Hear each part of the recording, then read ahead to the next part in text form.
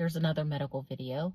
This one is about one of my bunkies whose name's Nancy. They wrote a book about her called In the Arms of Evil because she allegedly stuffed a body in a chest and dropped it off in the state of Virginia, and she crossed state lines to do it, and there was a bunch of fraud involved where she was still collecting his social security checks, and it's a long story, but they wrote that book about her. And then a crime show also made a show about her, but she was one of my bunkies, and she was honestly my best bunkie.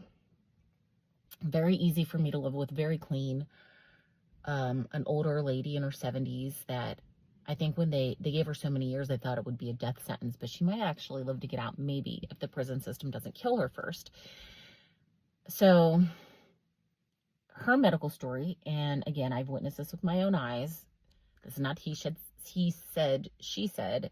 This is, I've seen this. So she's in her 70s.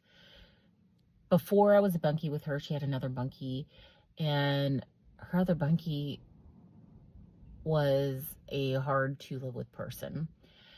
So there was an altercation, and they both got sent to the SHU, which is like prison inside the prison. It's a special housing unit, SHU, SHU. And in the SHU, it's even worse conditions than the prison. And Nancy has diabetes, amongst other problems, and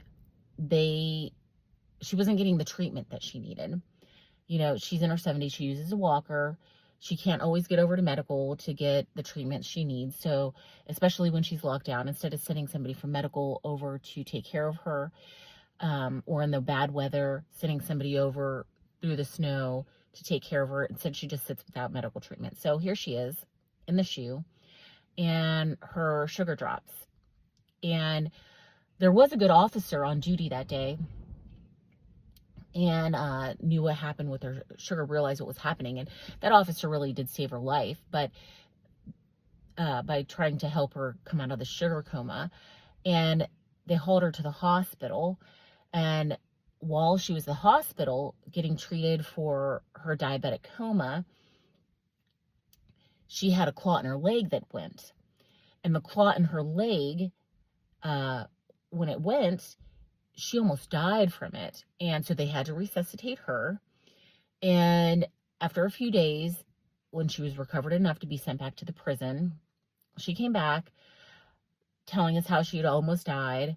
And here's the thing. The prison knew about the clot in her leg for over a year, because she had varicose veins really, really bad. And so it takes a really, really long time to get any kind of medical treatment, but they actually, believe it or not, were going to look into her varicose veins.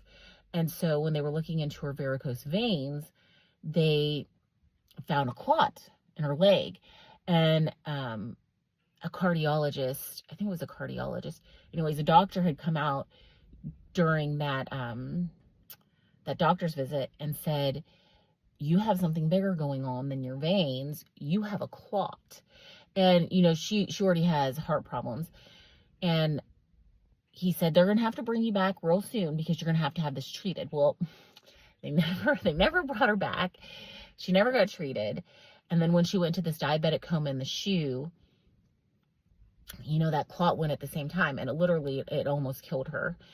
And this same woman, when I was a bunkie with her, some of the times we were locked down, I knew that she needed medications, and they just didn't treat her. They just did not treat her.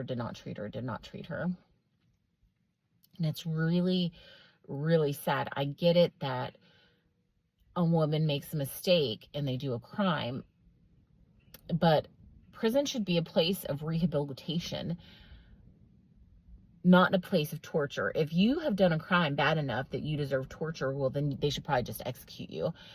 You know, if you're that bad of a person that you don't deserve medical treatment, then they should probably do something more drastic, you know, like not just give you life at our taxpayers' expense. the prison shouldn't be a place of abuse. And unfortunately, from what I saw, it was very much a place of abuse. And Nancy's story was evidence to me firsthand of medical abuse going on in the prison system.